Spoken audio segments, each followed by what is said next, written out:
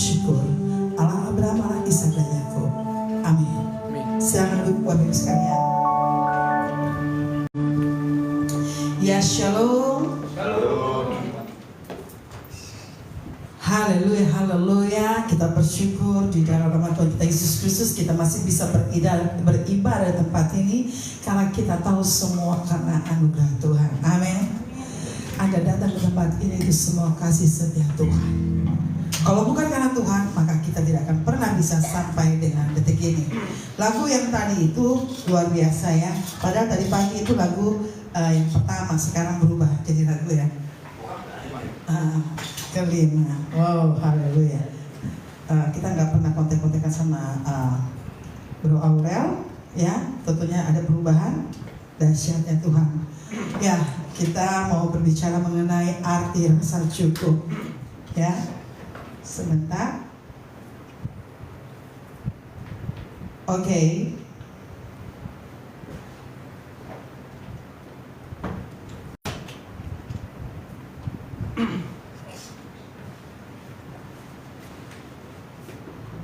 Bapak Ibu sekalian, saya mengucap syukur karena diberikan kesempatan oleh Bapak Gembala untuk memberikan tentang firman Tuhan pada saat ini dengan arti rasa cukup, ya. Setiap dekati mengalami naik dan turun dalam hidup ini, betul? Ada waktu kita berkelimpahan, ada waktu kita berkekurangan, ada waktu kita sehat, ada waktu kita lemah, ada waktu kita bersuka cita, dan ada waktu kita berduka. Nah, Bapak Ibu sekalian, pernah gak sih kita merasa hidup ini tidak pernah cukup? Pernah gak? Ya. Sudah punya rumah, ingin yang lebih besar. Sudah punya kendaraan, ingin yang lebih baru. Dari sepeda, pengen motor. Dari motor, pengen mobil. Ya kan? Dari mobil yang biasa, pengen luxury. Udah banyak mobil, mau helikopter. Dari helikopter, mau jet pribadi. Gak pernah puas ya kayaknya ya. Ya, sudah punya pekerjaan, masih merasa belum puas. Aduh, gajiku segini, kok dia di sana segitu ya. Gue mau cari lagi tempat lain. Gak pernah puas. Dapat yang ini, dapat lagi. Mau lagi cari. Ukuran cukup bagi setiap orang sangatlah relatif. Betul? Saya makan Indomie udah cukup, belum tentu orang lain cukup makan Indomie satu. Mungkin bisa 2. Ya kan? Ya. Ada yang sangat kaya tetapi merasa belum cukup. Ya. Contoh, kita lihat banyak koruptor. Bukan yang mereka nggak kaya, betul? Tapi kenapa masih meraup yang lain? Karena belum cukup. Ya, ada yang hidup sederhana tetapi merasa cukup dan bisa bersyukur. Nah, Bapak Ibu, kita hidup di zaman yang disebut zaman era ketidakpuasan. Ya, dunia mengajarkan lebih banyak, lebih bahagia. Ya, makanya bukan berarti lebih gemuk lebih bahagia ya. Lebih banyak memang lebih bahagia. Itu karena kasih karunia ya. Ya, kalau tukang bas senang sekali karena bayarnya double. Bertambah ya, dari 1 bangku jadi 2 bangku. Ya. Oke, kalau gitu mari kita membaca firman Tuhan yang terambil dari Filipi 4 ayat yang ke-11 sampai ayat yang ke-12. Mari kita membaca bersama-sama karena hanya 2 ayat, 1, 2, dan 3. Kukatakan ini bukanlah karena kekurangan, sebab aku telah belajar mencukupkan diri dari segala keadaan. Aku tahu apa itu kekurangan dan aku tahu apa itu kelimpahan. Dalam segala hal dan dalam segala perkara tidak ada sesuatu yang merupakan rahasia bagiku, baik dalam hal kenyang maupun dalam hal kelaparan. baik dalam hal kelimpahan maupun dalam hal kekurangan. Yes. Di sini dikatakan aku telah belajar mencukupkan diri dalam segala keadaan. Bapak Ibu, sekarang saya mau tanya, ini siapa yang tulis? Rasul Paulus. Dia menulis ini apakah lagi berada di istana? No. Dia menulis ini bukan berarti pada saat dia happy.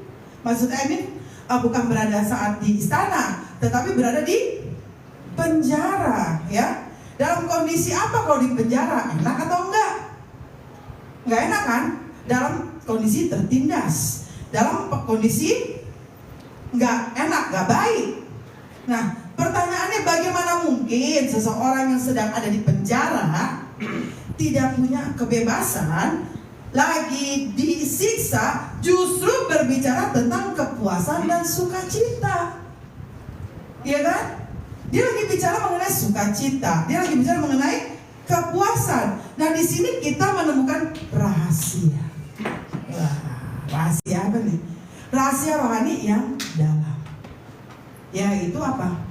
Bagaimana sih kita bisa mengerti arti rasa cukup itu? Bapak Ibu sekalian, di surat Filipi ini yang ditulis oleh Rasul Paulus ketika ia berada di tahanan Roma, ya, dia menulis, aku bersyukur atas pemberianmu, tetapi bukan karena aku kekurangan. Aku telah belajar hidup cukup, baik dalam kekurangan maupun kelimpahan, ya. Nah, artinya apa? Di sini kita melihat, kita diajarkan bahwa Paulus pun tidak digerakkan oleh keadaannya dia bagaimana di penjara. Kita itu di penjara, kemarin selalu sering datang ke sana, keadaan itu gak enak. Katanya dalam satu sel itu bisa 20 orang, Bapak Ibu, bagaimana tidurnya? Ikan teri aja kalah, ya, gak enak, gak ada AC. Siapa di sini tidur pakai AC? Ya kan? Sekarang suka gaya kalau misalnya duduk, panas, ya kan? Nah, kita bayangkan kita masih tidur nikmat, di penjara gak nikmat. Apalagi nih si Paulus juga gak nikmat tidurnya, ya kan? Tetapi di sini Paulus tidak digerakkan oleh keadaannya, walaupun keadaannya gak enak, walaupun situasinya mungkin dia di penjara, ya, itu gak membuat dia tidak bahagia. Kenapa? Karena dia punya satu keyakinan, suatu sukacita yang bukan berasal dari kondisi luar, kondisi kita. Aduh, kondisi kita lagi morat-marit, ya kan? Mungkin perekonomian kita lagi kurang bagus, bukan berarti kita gak sukacita, ya kan? Sedih ya kalau gak punya uang, iya sedih. Tapi bukan hal itu, ya. Di sini kita belajar Paulus pun bukan dia tidur nyenyak, tidak pakai spring bed, ya kan? Tidurnya seadanya. Tapi sukacita bukan berasal dari kondisi luar, melainkan dari Kristus yang hidup di dalam diri Paulus. Sukacita Kristus yang hidup di dalam diri Paulus. Kemarin sempat saya bicara di sini juga, saya bilang sama Pak Gembala, saya pernah loh mengalami nggak pernah bisa makan tuh waktu saya ngekos tuh, ya kan? Gak ada makanan nih, ya kan? Saya pernah bilang saya puasa bukan karena bulan puasa, tapi puasa memang kantong kita memang puasa nggak ada bang, ya kan? Tapi saya merasa tidak berkekurangan. Kenapa? Karena kayaknya Tuhan tuh kasih aja, ada orang aja yang peduli sama saya. Kayak Tuhan kirim aja. Ada makanan, mohon maaf ya, walaupun saya nggak punya uang zaman dulu kala, makan di Kentucky itu luar biasa, betul? Zaman itu masih zaman Kentucky, nggak ada tuh, belum ada McD, masih Kentucky, Swensen, ya. Nah, apalagi kalau saya tuh, dibeliin sate, sate ayam, itu saya selalu bilang sama ayah saya, rajanya sate. Ya, jangan pulang-pulang dari sini langsung ibu bapak beliin sate ya, saya sudah kenyang tadi. Ya, jadi bukan karena keadaan nggak punya uang, nggak punya segala macam, tidur di kos-kosan cuma 2 kali 3, bukan seperti itu. Tetapi sukacita kita pada saat apa? Kita ada Kristus di dalam kehidupan kita. Di sini kita bisa melihat di ayat 11. Bisa di next ya. Aku telah belajar mencukupkan diri dalam segala keadaan. Ya. Dalam bahasa Yunani kata belajar itu matano, artinya belajar melalui pengalaman langsung. Kepuasan tidak datang otomatis, itu hanya proses rohani. Jadi bagaimana kita bisa belajar? Kita ya belajar dengan proses. Ya, bagaimana kita bisa mengenal Tuhan Yesus baik, ya kan? Kalau nggak ada proses. Saya merasakan Tuhan Yesus baik kepada saya karena diproses dulu ada atau tidak ada. Ya, diproses dulu. Saya mungkin sama salah satu dengan kalian, saya yakin orang tua di luar kota, kita sendiri di sini berjuang, betul? Diproses. Kita diproses dalam pekerjaan kita diproses dalam keluarga kita diproses dalam relasi kita. Bagaimana kita diprosesnya? Kita belajar, ya. Tidak secara otomatis langsung puas, tapi harus ada proses rohani.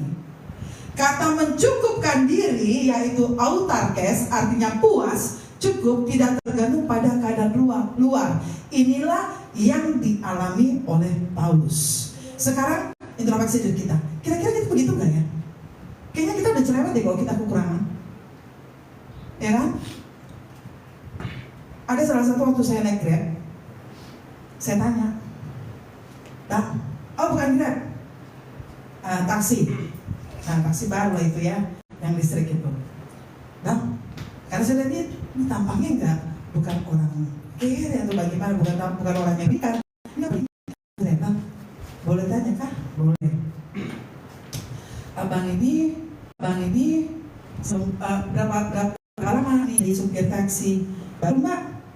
Baru berapa? Lama? Baru 6 bulan. Loh, sebelumnya?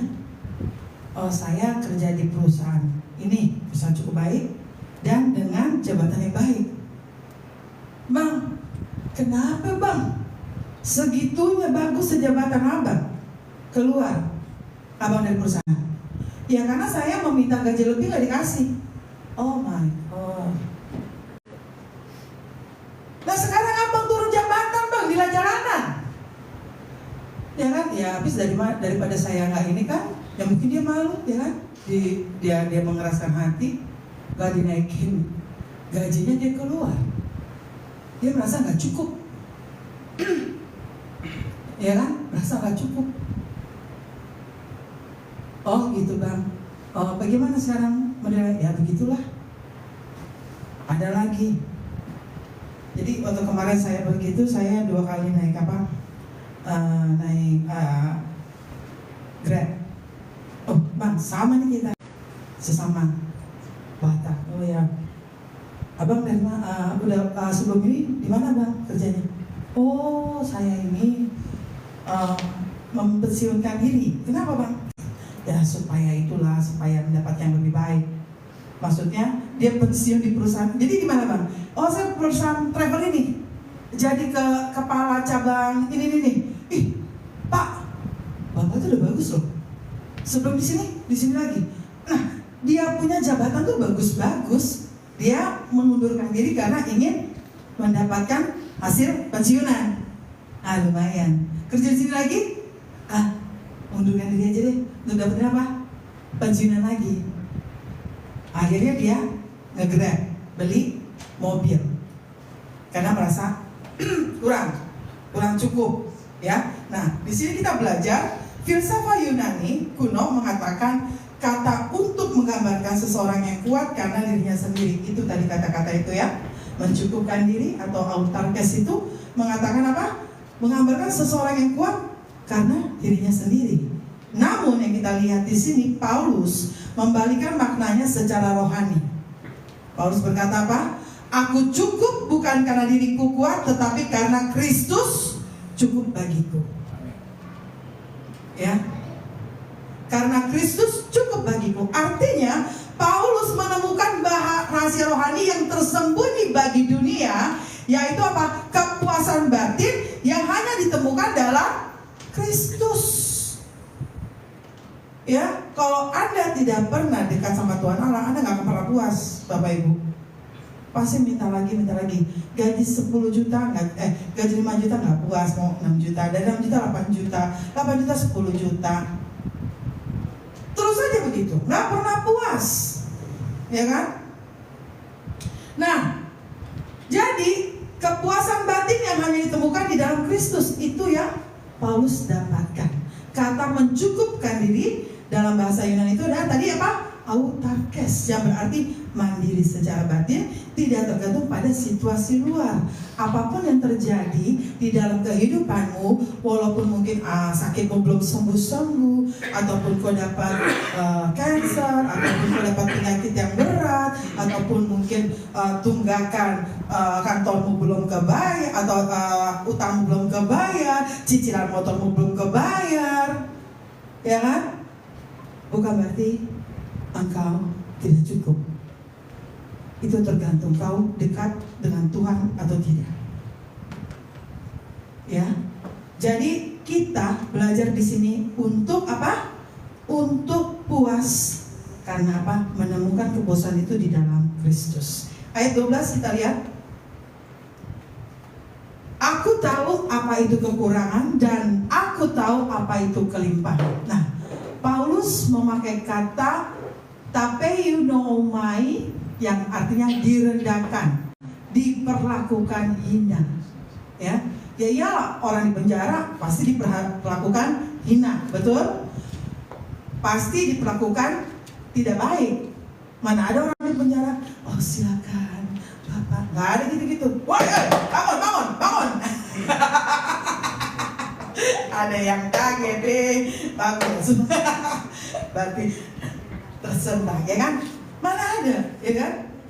Pasti merasakan direndahkan, diperlakukan hina. Nah, tapi di situ Paulus merasakan apa? Melimpah, berkelimpahan. Walaupun dia diperlakukan tidak baik, Paulus mengalami dua sisi kehidupan di dalam situ, di dalam penjara. Ya apa? Hidup dalam kelimpahan saat pelayanannya dia berhasil. Dia di penjara, dia tulis surat kan, dia kirim.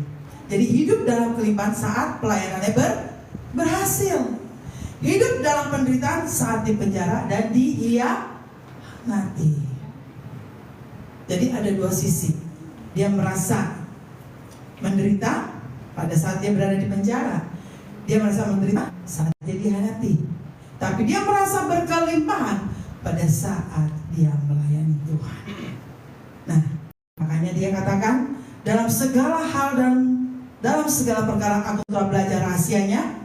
Ya, rahasia di sini artinya menyemai, yang berarti telah diinisiasi dalam misteri rohani. Saya nggak tulis di situ ya.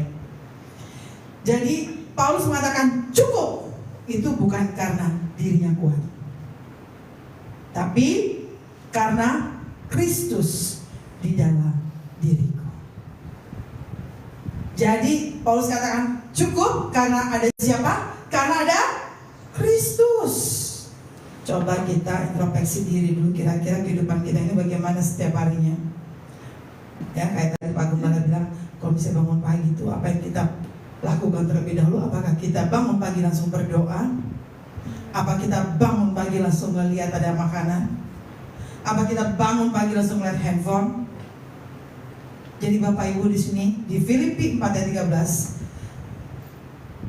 dikatakan artinya ada kepuasan sejati bukan berasal dari apa yang Bapak Ibu miliki. Ya, Bapak Ibu mungkin miliki berlian yang ratusan juta, atau mungkin jam yang miliaran, sepatu yang puluhan juta kayak kemarin Pak Gem bilang, Mak, kemarin aku ke ini loh, kita ke Kemang karena habis nganterin anak saya. Jadi kita tengok dulu kan sambil nunggu. Itu maklum kan bapak-bapak jarang melihat tas branded kan. Pas kita lihat, masa ada tas juga.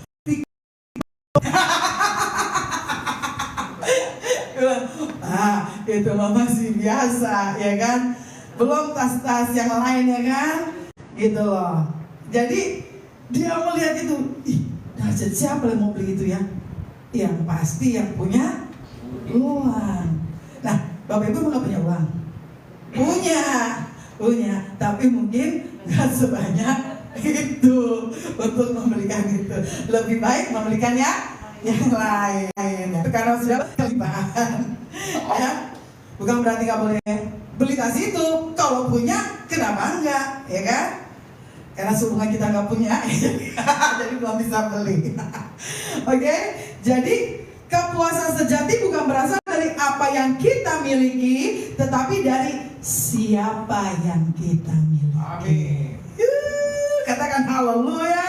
Haleluya. Yes, dari siapa yang kita miliki.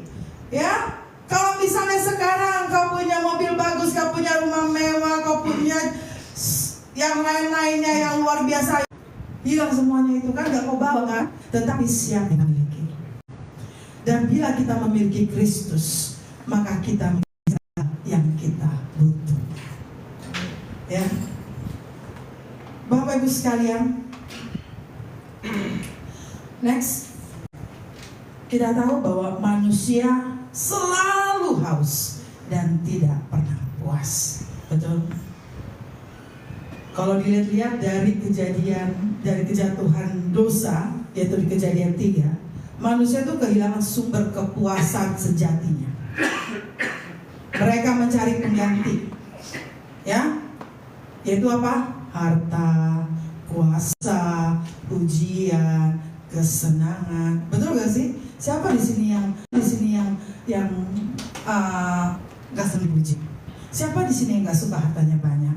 Siapa di sini nggak mau jabatan yang lebih tinggi? Siapa di sini nggak mau mendapatkan kesenangan yang lebih dahsyat?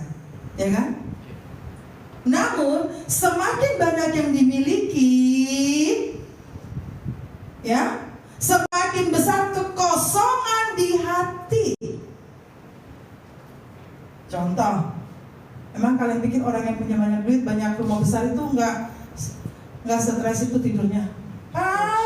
Mana ada dia? Cuma ada satu satpam, dia lebih dari berapa satpam? Gak ada tuh, pembantunya cuma satu. Atau nanti pasti pasang CCTV semuanya, karena gak nyaman, betul? Jadi bersyukur dulu sampai pikiranmu cukup gak sih lo? Ya kan? Jadi semakin banyak yang dimiliki, semakin besar kekosongan di hati. Karena apa? Karena semua yang kita miliki adalah sementara, Bapak Ibu sekalian. Kita gak pernah puas kan? Hidungnya segini, dimancung-mancungin sekarang. Saya juga gak tahu nih sekarang hidung yang, kalau saya lihat itu cewek itu sekarang hidung beneran atau hidung tambahan. Karena semua udah pada keren-keren, mancung-mancung ya kan ya. Ditirus-tirusin semua. Wih, dokter khusus untuk kecantikan lagi naik pamor nih, ya kan? Luar biasa. Katanya rombongan muka sama, iya, mukanya sama semua, betul ya. Oke, jadi di sini Alkitab mengajarkan bahwa manusia diciptakan dengan kebutuhan terdalam untuk siapa? Allah sendiri. Kalau misalnya Bapak Ibu bisa baca di Mazmur 42 ayat 1 sampai dengan 2. Ketika kita mencari kepuasan dari harta, ketika kita mencari kepuasan dari jabatan atau dari manusia, kita akan selalu kurang, selalu gak puas. Tetapi ketika Kristus menjadi pusat dari kehidupan kita, maka kita bisa berkata seperti Daud, Tuhan adalah gembalaku, takkan kekurangan. Yes, Tuhan adalah gembalaku, takkan kekurangan aku. Haleluya. Ya, karena kekosongan batin tidak dapat diisi oleh dunia, ya kan? Makanya kalau kita lihat Bapak Ibu, banyak kan artis-artis udah kaya, ya kan? Tapi jiwanya kosong. Banyak yang bunuh diri itu dari dulu kala, ya kan? Akhirnya pakai apa? Narkoba, pakai sabu supaya kayaknya fly tenang. Akhirnya jadi addiction, mati. Nggak puas, ya? Karena kekosongan batin tidak bisa diisi oleh dunia. Yang bisa ngisi ini siapa? Tuhan. Ya. Kenapa? Next. Karena Kristus adalah sumber kepuasan sejati. Karena Yesus berkata dalam Yohanes 4 ayat 13-14 berkata kepada perempuan Samaria, barang siapa minum air yang kuberikan, ia tidak akan haus untuk selama-lamanya. Jadi kita bisa melihat bahwa Kristus memberi air hidup, bukan kesenangan sesaat, melainkan sukacita kekal. Jadi Bapak Ibu sekalian, kita tahu di sini hanya Kristuslah yang menjadi sumber kepuasan Bapak. Next. Paulus berkata, aku telah belajar. Nah, kata belajar ini berarti apa tadi? Proses panjang, bukan instan. Anda mau dapat yang lebih baik, tidak bisa instan. Karena waktu saya ketemu di penjara, ada seorang koko. Ini koko baik sekali. Saya bilang, kok kenapa sih? Kok masuk sini? Emang kamu kerjanya apa sih? Saya itu punya toko HP Bu. Nah, di mana? Itu di sana, yang di Kuningan. Keren dong. Kok kenapa kok di sini? Biasa, saya kan punya utang kredit card. Nah, saya itu didapat tawaran untuk menjadi antarin narkoba lumayan. Nah, sekali saya bisa lolos, kedua kali saya nggak lolos. Lalu kok di sini berapa lama kok? Seumur hidup, hukuman mati karena nggak pernah puas, ya kan? Tapi dalam proses seperti itu dia belajar nggak ada kata terlambat walaupun dia di penjara, ya. Jadi kalau mau, jadi harus ada proses, ya. Kalian juga mau dapat IPK bagus, nggak bisa instan pakai joki, ya. Belajar, ya. Jangan ada contekan dilipet-lipet tuh, ditaruh di kertas, ditulis, set. Cakep ternyata nyontek, nggak boleh ya. Jadi nggak ada yang kata instan, karena nggak puas nilainya 6, jadi mau 8, nggak puas 8, mau 10, tapi caranya nggak baik. Lebih baik kau nggak dapat nilai bagus, tapi caramu jujur, ya. Lebih baik kau nggak mesti harus punya mobil bagus, rumah bagus dari hasil korupsi, dari hasil yang nggak bagus, ya. Tapi hidupmu berkenan di mata Tuhan, ya. Kepuasan rohani itu tidak datang otomatis, tetapi tumbuh melalui apa? Perjalanan iman. Wah, saya udah deadline nih, kalau nggak deadline ini saya bakalan dikeluarin. Kamu harus beriman. Kamu kerjanya benar, udah Bu. Ya udah, sekarang lakukan bagianmu, doakan, iman, ya. Jadi kepuasan itu harus didapati dengan perjalanan rohani, perjalanan iman, perjalanan penderitaan, dan pengenalan akan Tuhan. Semakin engkau mendapatkan penderitaan, ini kok kayaknya Tuhan baik gak sih? Baik kan? Gak baik sama gue dikasih penderitaan mulu nih. Padahal gue udah rajin gereja, udah rajin melayani. Jangan salah loh. Ada salah satu worship leader nih, dia ini di sini keren, ya. Tapi ternyata dia problems, dia kecewa, ya. Di di sana ada salah satunya.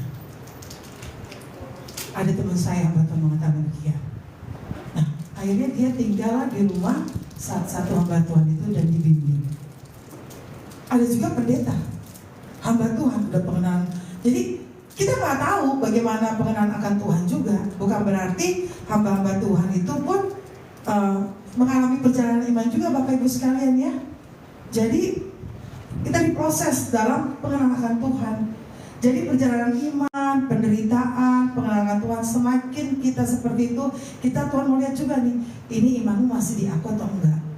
Ada masalahmu masih di aku atau enggak? Atau cari jalan pintas? Ya, seperti tadi, gak punya duit, jalan pintasnya. Jadi pengirim narkoba, ya kan? Oh, jalan pintas untuk dapat nilai bagus, nyontek. Jalan pintas untuk dapetin kekayaan, korupsi, kan jalan pintas, ya kan?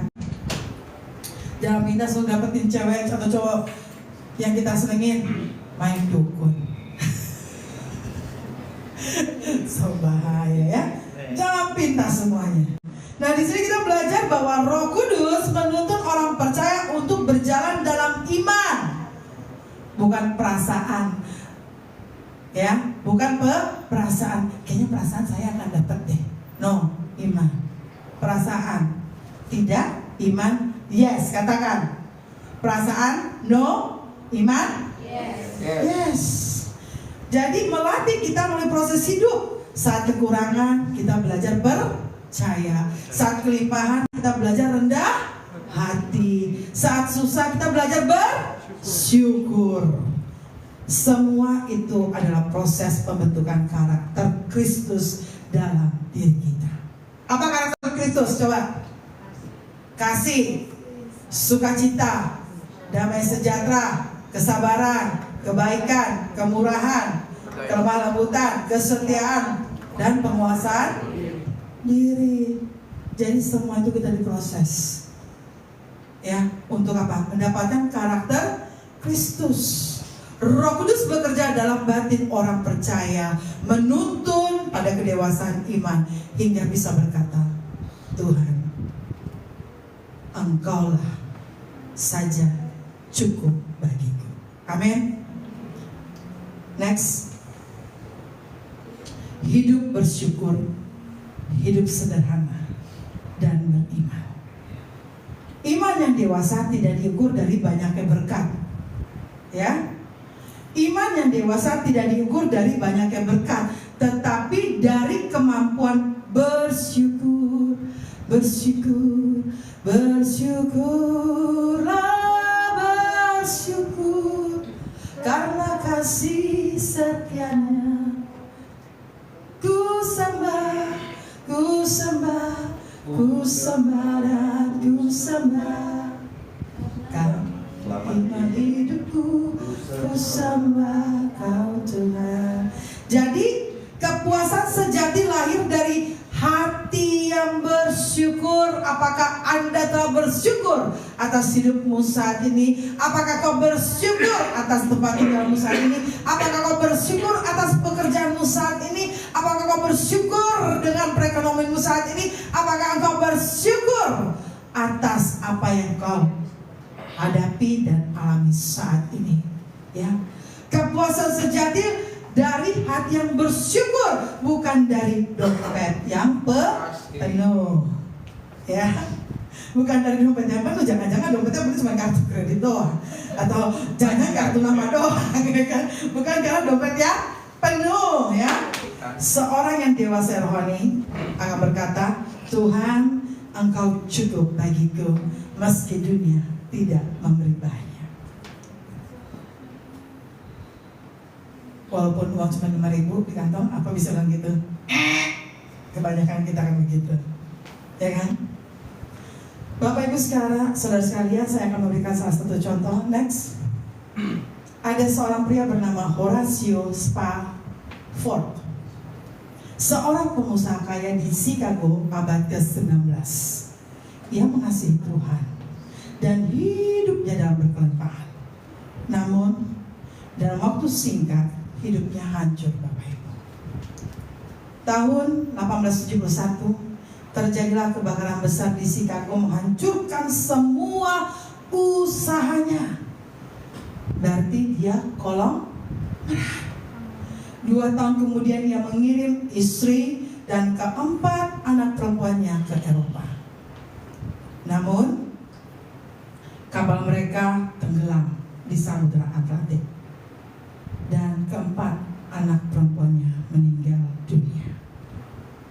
Hanya istrinya yang selamat dan mengirimkan telegram, "Safe alone." Hanya aku yang selamat. Bayangkan hati seorang ayah yang kehilangan segalanya. Namun ketika ia berlayar menjemput istrinya, kapten kapal menunjukkan lokasi di mana anak-anaknya tenggelam. Di sini loh, anak-anak papa tenggelam. Lalu di situ dia menaikkan satu pujian. It is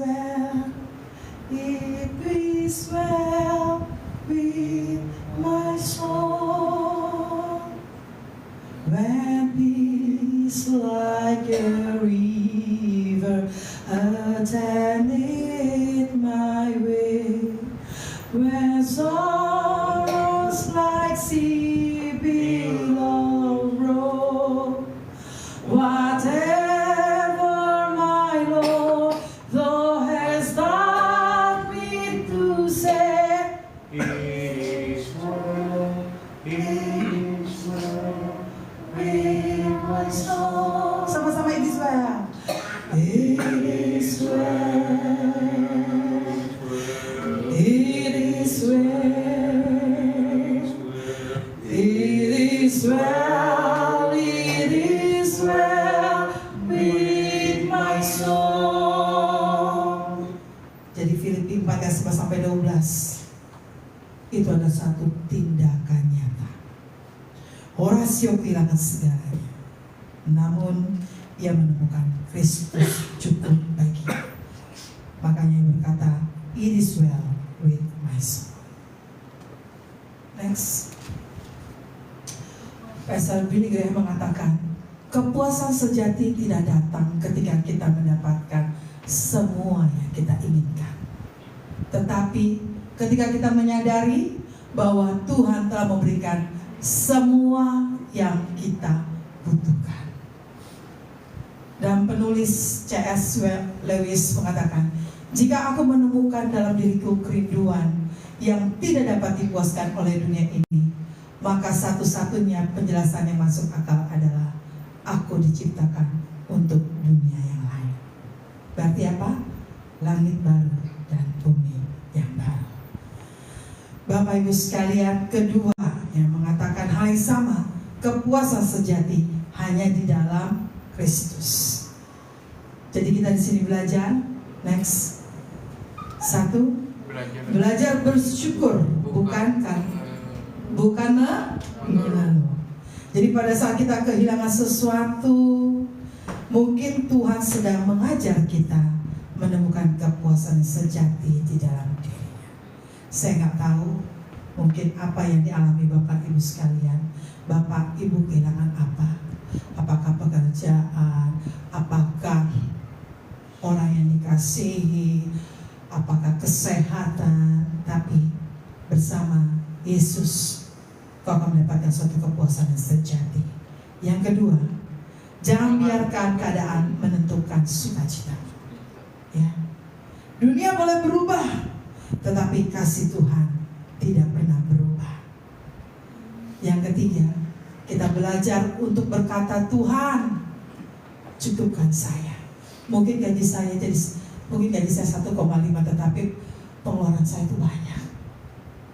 Kita nggak ngerti. Saya punya teman hamba Tuhan, dia katakan, ibu saya ini sudah bercanda. Saya hamba Tuhan, saya nggak tahu. Saya harus ke dokter. Saya nggak tahu duit saya harus di mana. Saya nggak tahu, saya udah nggak ada duit. Tiba-tiba ada orang telepon saya, Bu, nggak tahu nih, kok Tuhan kayaknya menyuruh saya ya untuk mentransfer ibu, boleh gak minta nomor rekeningnya?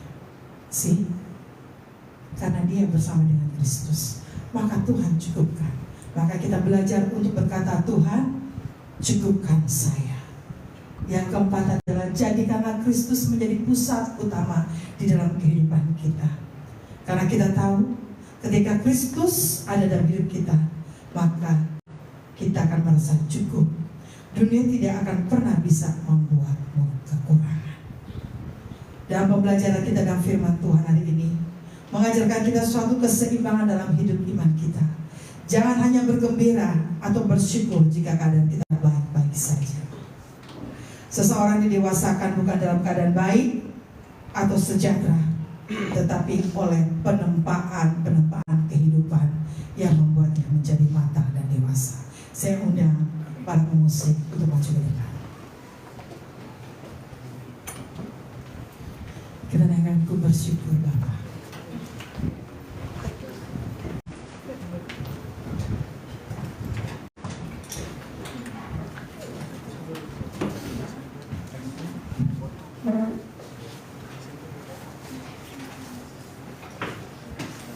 Kita mau belajar bersyukur apapun yang kita hadapi saat ini. Yang mungkin kita nggak tahu Tuhan ini bagaimana hidupku nanti ke depan. Tapi kita mau belajar